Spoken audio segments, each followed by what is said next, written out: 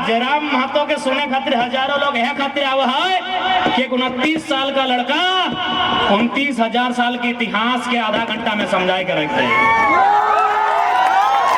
एक 29 साल का लड़का 29,000 साल के इतिहास को अपने सामने रख देता है, इसीलिए लोग उसे सुनने आते हैं। यदि हम लोग सत्ता में आए और यदि वो ईमानदार है तो हवलदारी कहे नहीं है, वो चपरासी कहे नहीं है, उनको नमस्कार होगा। लेकिन यदि वो बेईमान और भ्रष्टाचारी होगा तो झुमरा के पहाड़ के सबसे ऊपर के गाछ में चढ़ा कर छोड़ देंगे। जैसे वो नीचे आएगा 1 गिलास पानी पिलाएंगे और पानी पीने के बाद पूछेंगे सर कैसा लग रहा है, और उसके बाद बोलेंगे कि अरे चोरा मुहजारा, तुमको आज जैसा लग रहा है ना, हमको भी वैसा ही लगता था जब को साइन करने के लिए 4 दिन तुम घुमा दिया था।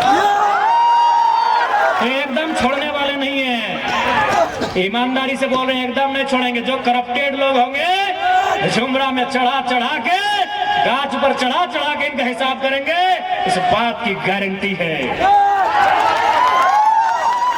आज अगर यहाँ के नेता चाहें तो एक दिन में सारा कंपनी ठिकाने में आ जाएगा, एक दिन में सारा माफिया पेंट में 1 नंबर कर लेगा। लेकिन ये नेता चाहते नहीं है, ये चाहते नहीं है, इनको हिस्सा चाहिए वहां। पता नहीं इनका ये पेट है कि दामोदर का नहीं है। हम आपको एक अपनी सच्ची घटना बता रहे हैं, हम अपनी बड़ाई नहीं कर रहे हैं, न अपने मुंह मियां मिट्ठू मान रहे हैं। घटना है गिरिडीह लोकसभा के एक ब्लॉक की। एक दिन शाम को उस ब्लॉक में 2 अधिकारी चर्चा कर रहे थे कि सर लग तो रहा है कि जयराम महतो जीत जाएगा, बहुत हवा है लड़का का, बहुत भीड़ होता है उसका कार्यक्रम में, चारों तरफ उसी का नाम है सर, हर जुबान में जयराम महतो है। लेकिन बताइए तो क्या उखाड़ लेगा जीत के? ये ऑफिसर का वर्चन था। वो ऑफिसर क्या बोल रहा है कि अगर जयराम महतो जीत भी गया तो दिल्ली जाके क्या उखाड़ लेगा? अरे उसको भाषण देने का भी मौका नहीं मिलेगा, वो निर्दलीय है, उसको मौका भी नहीं मिलेगा।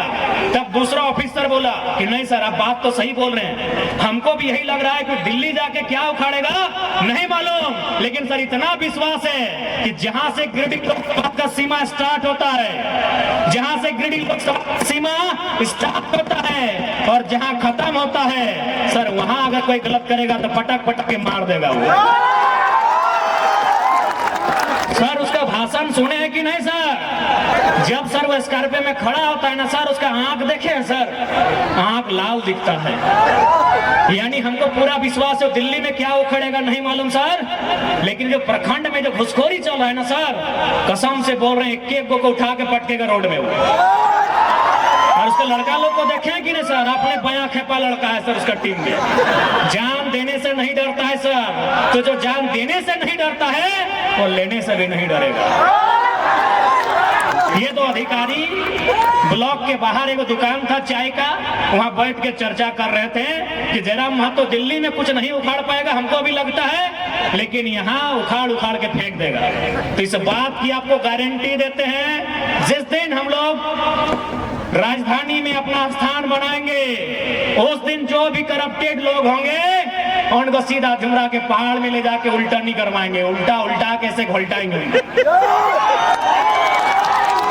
सीधा उंगली से झारखंड में घी नहीं निकलेगा। बहुत कोई बोलेगा कि नहीं वो लड़का एकदम झगड़ा है, बोलेगा कि जयराम महतो टाइगर झगड़ा है, खाली झगड़ा का बात करता है। तो बोलिएगा 24 साल आप लोग श्री श्रीमान बोल के क्या उखाड़ लिए? 24 साल क्या उखाड़ लिए?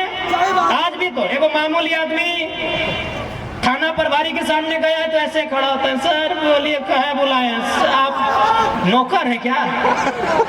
आप मालिक है। ये श्रीमान और श्री श्री बोल के ये लोग क्या उखाड़ लिए हैं? तो इसीलिए एक बार मौका दीजिए ना, जो ईमानदार है उसको श्री और जो बेईमान है उसको रे,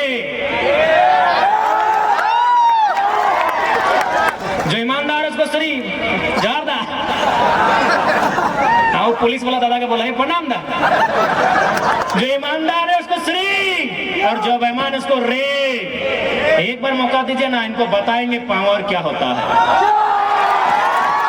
एक बार मौका दीजिए, इन घुसखोरों को, दलालों को, लुटखोरों को बताएंगे कि लोकतांत्रिक देश में एक कहावत सुन ले हवा कि अरे मोजारा कहाँ गेला, पहाड़ धांसे गेला कीड़े खाई ले पहाड़ धांसे ले, ये मुहावरा नहीं है। पहाड़ धांसे ले गेल होले, ये मुहावरा नहीं है। हमारे पूर्वजों ने पहाड़ को धंसा के खेत बनाया है, यही हकीकत है। ये मुहावरा नहीं है। ये जो आपको घर में लोग बोलते हैं कि अरे पहाड़ धंसाने गया था अभी आया है, ये पहाड़ धंसाना ये मुहावरा नहीं है, ये कोई कहानी नहीं है, ये कोई स्लोगन या नारा नहीं है, ये सच्चाई है। हमारे पूर्वजों ने पहाड़ को मिट्टी में मिला के से खेत बना के वहां धान उगाने का काम किया।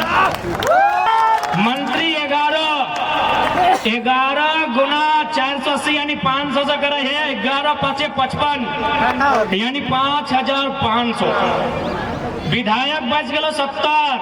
एक विधायक के आवास के लागत 2 करोड़, तो 70 दूनी 140 करोड़। फिर अपना भाग कर यानी इस रिजल्ट के डबल यानी लगभग 16-17 हजार गरीब परिवार के आवास मिल तो जिस दिन हमने विधायक मंत्री अपन आवास छोड़ दो, यानी झारखंड राज्य गरीब ना हो, इस राज्य के केवल गरीब बनवल जा रहा। इसलिए हम लोग अगर सरकार में आते हैं तो भारतीय संविधान अनुसूची 7 में विवरण है केंद्र सूची, समवर्ती सूची, राज्य सूची। राज्य सूची में सेक्शन 38 से लेके 42 इसी बीच में कहीं इस बात का पुख्ता प्रमाण और जिक्र है कि राज्य में जो विधान मंडल होगा, विधान मंडल यानी विधानसभा और विधान परिषद, और ओकर जो विधायक रहता ओकर पेंशन, ओकर भत्ता, ओकर मंथली अगर कोई देतो तो राज्य सरकार के तरफ से मिलता। तो यदि हमने राज्य सरकार में आएगा तो शेड्यूल 7 को आधार बनाते हुए, राज्य सूची को आधार बनाते हुए इनका पेंशन बंद कर दिया जाएगा।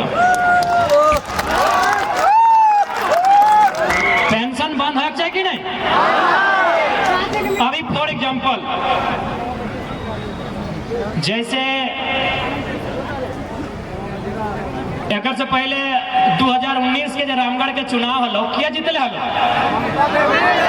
ममता देवी। हारल के हलो? सुनीता चौधरी। ना चौधरी जी खुद लड़ लो ना, जो सांसद हलो किससे लड़ते? सुनीता चौधरी। यानी उस समय जे जीतलो ओकरा मिले लगलो सैलरी, जो जीत गए ओकरा की मिले लगलो सैलरी, और जो हार गए ओकरा की मिले लगलो पेंशन। यानी जो वर्तमान में भी रामगढ़ के विधायक हो कि जब हारल भी हलो ना तब पेंशन दे, जीत गलो सैलरी, 24 आई गलो, अब यदि हार जीतो तो फिर पेंशन। बताओ व्यवस्था रोकना चाहिए कि नहीं रोकना चाहिए?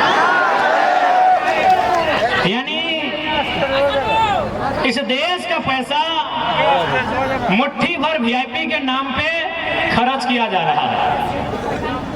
इसलिए हमने इस बात के विश्वास दिला दियो कि इस राज्य में पैसा के कोई कमी ना हो, बस इस राज्य के नेता के इच्छा शक्ति होना चाहिए। इस राज्य के नेता में नियत स्पष्ट होना चाहिए।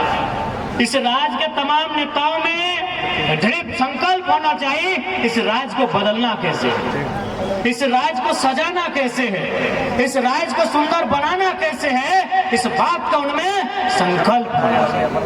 लेकिन इनको क्या और एक बात अब आराम से रुक जाओ। आज माननीय चंद्र प्रकाश चौधरी 3 बार के विधायक, 2 बार के सांसद, 1 बार मंत्री, और फिर भी ओकरा चिंता है अपन परिवार के, फिर भी ओकरा चिंता है अपन परिवार के। लेकिन जनता अपन बच्चा के, अपन परिवार के चिंता कब कर रहा? अगर है कि नहीं है ना, रांची भी चल जाओ, रांची के पूर्व सांसद अपन बेटी के टिकट दिया जाए, ओकरा भी चिंता है अपन परिवार के धनबाद चल जाओ, धनबाद के सांसद अब अपन पत्नी अपन भाई खातिर टिकट मांग रहा है। वो 15 साल विधायक सांसद रहल बाद भी ओखने के चिंता है अपन पत्नी के, अपन भाई के, अपन बच्चा के। तो हम ही अगर चिंता नहीं करवे तो दुर्भाग्य हो ना। आप अपने बच्चों का चिंता क्यों नहीं कर रहे भाई? मंत्री महोदय को, सांसद महोदय को चिंता है कि नहीं पत्नी को नहीं तो कम से कम बेटे को टिकट दिला दें। इन्हीं को नहीं, जितने भी नेता सांसद बने हैं अब उनका टारगेट है अपना फैमिली से विधायक बनाए। यार वो सांसद है, 3 लाख की सैलरी है, सुख सुविधा है, रेलवे का भत्ता है, मोबाइल फोन का भत्ता है, किचन का भत्ता है, फर्नीचर का भत्ता है, दर्जनों भत्ता है, फिर भी उसको चिंता है अपनी पत्नी का, अपना भाई का, अपना बच्चा का। और जनता को जरा भी चिंता नहीं है।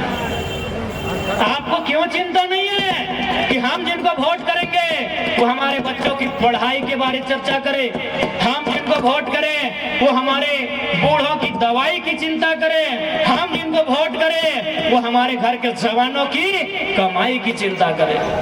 कि खजाना खाली हो, दिस दैट, ऐसे हो, कुछ ना हो। यदि झारखंड में खजाना ना हो, यदि झारखंड में पैसा ना हो, यदि झारखंड में ना हो तो पूरे भारत में कहीं ना हो। झारखंड यानी झाड़ यानी जंगल यानी सारंडा, जंगल यानी पारसनाथ, जंगल यानी झुमरा, जंगल यानी लुगु बाबा, और खंड यानी जमीन। झारखंड का जमीन माने जमीन के भीतर में और जमीन के ऊपर भी खनिज संपदा, अनाज। झारखंड यानी जमीन के ऊपर में धान, गेहूं, मड़ुआ, बाजरा, साग, सब्जी, और जमीन के हेठे यानी कोयला। यानी झारखंड में अगर ना हो तो कहीं ना हो। इसलिए अगर जे भी बोलो हो झूठ बोलो हो, ओखनी छुपाए के केवल और केवल अपन तिजोरी भरे के काम कर लो।